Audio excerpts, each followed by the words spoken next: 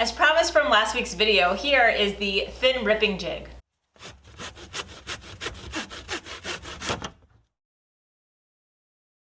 I originally saw a similar jig from Colin Connect, so I will put a link to his video down below. He used magnets to hold his down to the table saw. I don't have a cast iron table saw, so I hope this will be helpful for people who don't want to purchase magnets and who have table saws like mine. Let's get started. All you need for this jig is a couple scraps, a T-nut, some bolts, and some star knobs.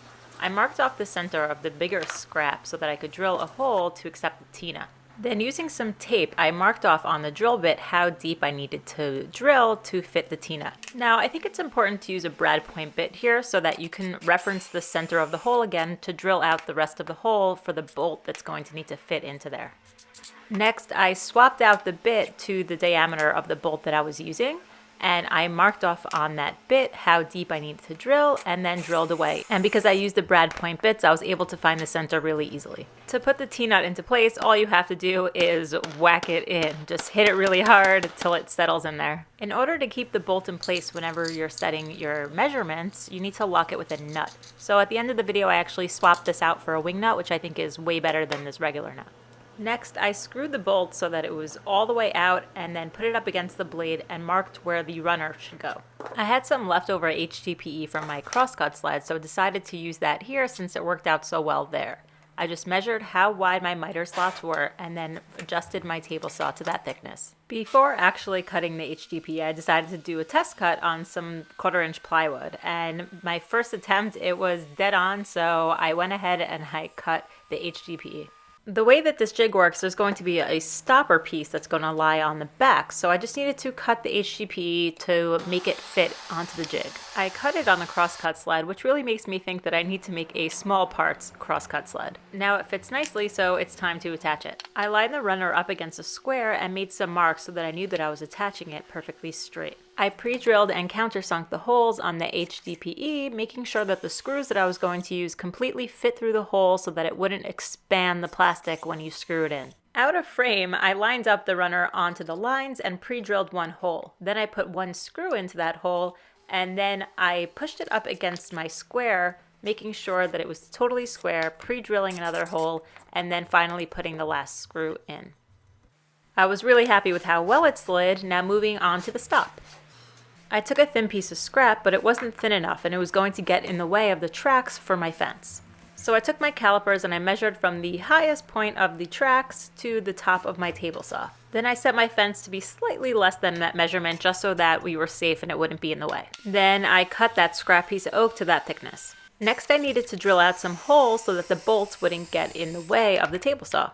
Using a Forstner bit, I drilled 2 holes that were deep enough so that the top of the bolts were sitting flush with the bottom of the jig. Now using a brad point bit again, I was able to find the center really easily, and the bolt goes all the way through and it's flush with the bottom. In order for the stopper to be attached to the jig, I need to drill a hole going all the way through. So I lined up the stopper and then just drilled a hole using the same diameter bit as before, and I drilled all the way through. To make sure the other hole was drilled in the correct spot, I placed a bolt on the first side and then I drilled the hole into the second side while the bolt was in place. In order to use the star knobs correctly, the bolt really needs to be epoxied into place. This also prevents the bolts from ever being lost. So I put some CA glue on the bolts and then I sprayed some accelerator spray on the wood, and then I just had to hold it there for a few seconds and then it was securely in place. But just to be sure, I added some more CA glue around the top and covered it all and then used the accelerator spray again so it's set really quickly. Before I show you guys how this works, let me just take a quick moment to talk about this week's sponsor, 3-in-1. This is how I have to open up my garage every day.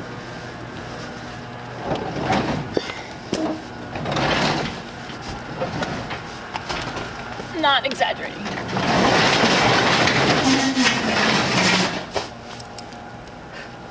And this is how I have to close it.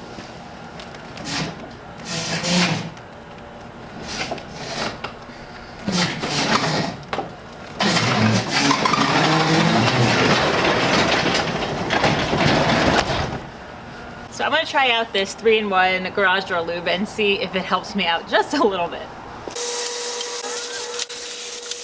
All right, let's see how close this now. Oh, wow.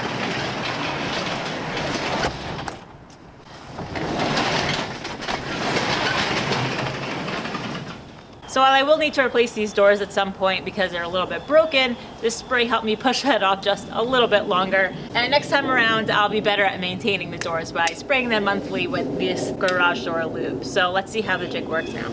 To use the jig, all you need to do is screw the bolt so that it's the perfect thickness between the top of the bolt to the edge of your blade. And then you lock it down with a nut. I used some pliers here, but I'm gonna swap it out to a wing nut so I could tighten it with my fingers.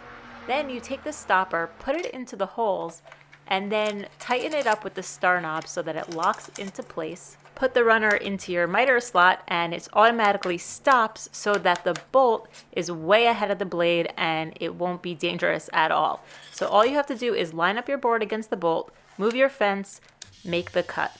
And this works great for repeatable cuts because all you have to do is line up your board again against the bolt, adjust your fence, and then cut again. This jig came in really handy in my last project and I can't wait to use it again. So I hope this was helpful. This jig is really useful and it's super simple to make. The only thing that I changed is that I swapped out the regular nut for a wing nut. Now I'm going to be able to tighten it just with my fingers instead of using a wrench. And you just have to make sure that the wing nut clears the thickness of your wood when you're putting it down. So that's all I got for this one, and I'll see you on the next project.